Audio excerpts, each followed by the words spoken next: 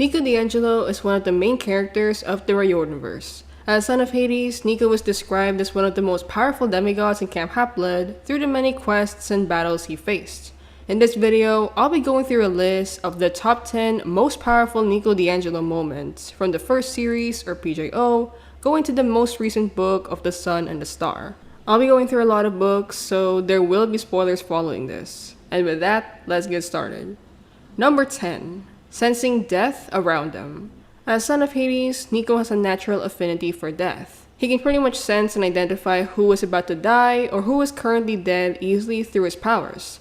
This is seen in moments like in the Battle of the Labyrinth, when Nico easily noticed that the god of the wild Pan was near death, and when the demigod Leo Valdez quote-unquote died in the blood of Olympus. Nico could sense both of them dying, but at the same time, for Leo's death, Nico knew something was off with it, possibly noticing that Leo used the physician's cure to come back to life. Added to this, Nico was able to tell Apollo in the Hidden Oracle that Apollo had a shadow of death around them, because Nico easily noticed that Apollo was turned mortal and not a god anymore.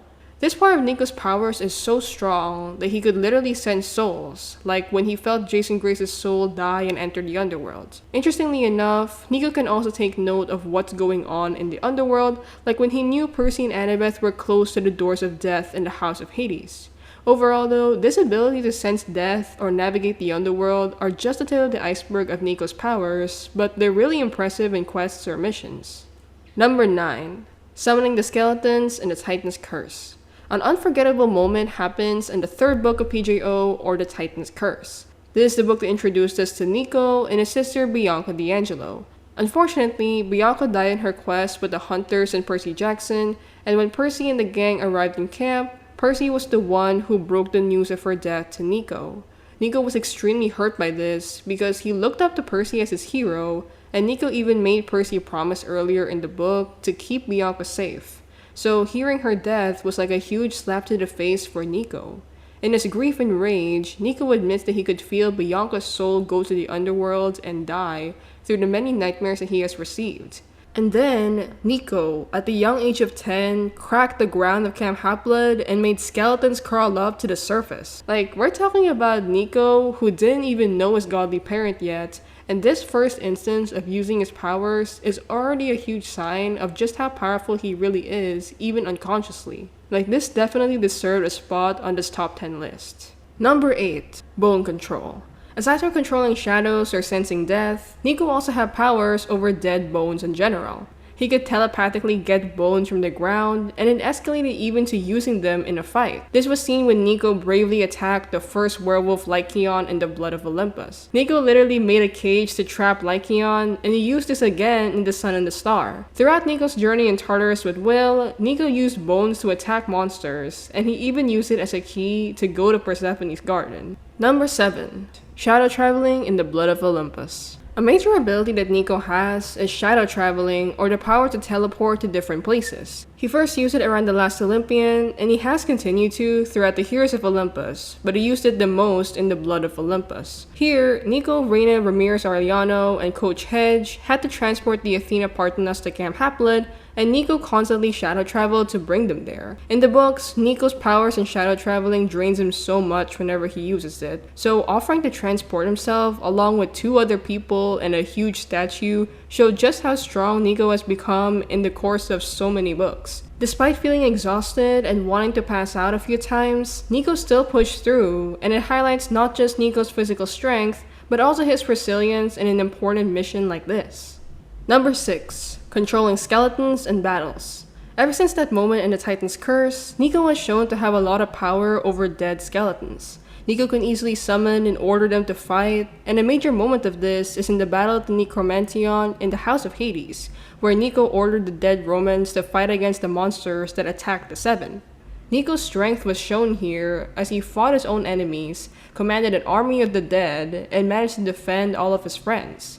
Nico did the same thing in The Sun and the Star when he and Will were confronted by the goddess of the night, Nyx. Nico summoned dead warriors to fight Nyx's monster army while fighting for his life. Another moment that showed this was in the Trials of Apollo's last book, or the Tower of Nero, where Nico managed to resurrect Tauri Silvestris to fight against Nero's forces. Like, Nico has his own battle army, and it's honestly a really cool ability. Number 5. Fighting Epioles in The Sun and the Star.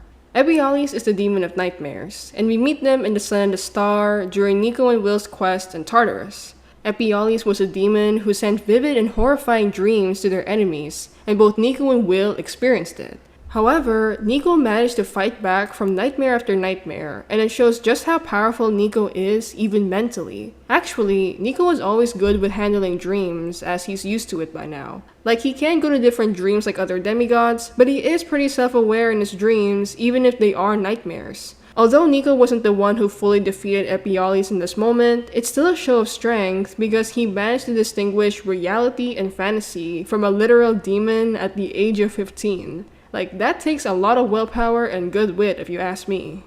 Number 4. Death Trance. In the Mark of Athena, Nico was kidnapped by the giants Otis and Ephialtes and was trapped in a bronze jar. While inside, Nico only had pomegranate seeds to eat, and in order to preserve his energy, he went into a state called Death Trance. This moment is pretty insane because Nico admitted that he almost lost hope in that jar and he could have let himself die. Instead of just succumbing to his fate, Nico still fought back with this death trance that allowed him to virtually die in a day to consume less oxygen. Like, the dedication he has to do this is honestly really admirable. Number 3. Banishing Minos. Following Nico running away from Camp Haploid after learning the truth of Bianca's death, Nico got into the Labyrinth and met the Ghost King Minos. Minos ended up manipulating Nico to kill Daedalus, and Nico trusted Minos for a while. However, when Minos made Nico lure Percy and the gang to a trap, Nico realized that Minos was using him all along and fights back. Nico was trapped in chains, but he broke out of it and faced Minos. Minos laughed and told Nico to forget it, because Minos was the Ghost King who could control all the spirits and the dead in the room, but Nico did not let him have it. Nico reinstated himself as the Ghost King and banished Minos from the world of the living. The ground cracked, and Minos and his forces fell through the hole with a scream. Like, this moment was so epic, especially when I first read it, and it's by far an iconic Nico moment. Number 2. Turning Bryce Lawrence into a ghost.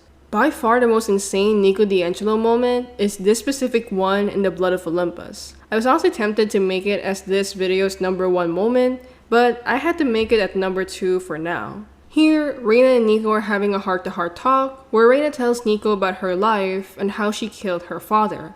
Nico understands her and comforts her, but it doesn't end well. A Roman demigod who was casted out of Camp Jupiter named Bryce Lawrence interrupted them. Bryce had Romans behind them and told Nico and Reyna that Reyna was going to be arrested for patricide or killing one's father. Reyna was surrounded by Roman guards to arrest her, but Nico did not let them. Nico got absolutely angry with Bryce, but what really triggered it was when Bryce made Reyna bleed and Nico lost it. It's hard to explain exactly what happened because even Nico doesn't remember, but from what Reyna tells us, Nico unleashed pent-up emotions of pain and suffering to Bryce and the Romans. The air became freezing and the floor turned black as Nico walked over to Bryce. All the Romans pretty much ran for their lives as Nico called Bryce a ghost with no tongue and memory while Bryce was getting eaten alive by the ground. Bryce turned into a spirit that floated into the air as Nico banished him from the world of the living. Nico passed out afterwards, but man, this was terrifying to read for the first time. It's one of the craziest things Rick made Nico do, but it's honestly so iconic because, to be fair, Bryce really deserved that fate. And finally, for the number 1 moment, surviving Tartarus alone. Out of all the demigods of the big 3, Nico was the only one who went through Tartarus alone. The amount of willpower, strength, resourcefulness, and stability he had at the age of 14 to 15 is honestly insane as he navigated literal hell. Even Percy Jackson himself admitted that he wouldn't have survived Tartarus without Annabeth by his side, but Nico did it alone. Plus, Nico saw Tartarus in a way that children of Hades saw it, as the body of the primordial god Tartarus itself. Not to mention that Nico was also brave enough to go there willingly again in the Sun and the Star to make peace with what happened to Bob and survive another Tartarus journey, this time with his boyfriend Will Solus by his side. But seriously, the fact that Nico managed to do any of that is already a feat on its own, as not that many demigods can say that they survived the quest into literal hell of the underworld, and it shows Nico's true strength. And that's the list of Nico's top 10 most powerful moments. It's clear that Nico is one of the strongest demigods of the books through the many quests he has. His constant resilience and willpower to do what is right for the greater good always pushed him to be a hero, and that makes him one of my most favorite characters in the Riordanverse. So how about you? What's your favorite Nico moment? Let me know in the comments down below.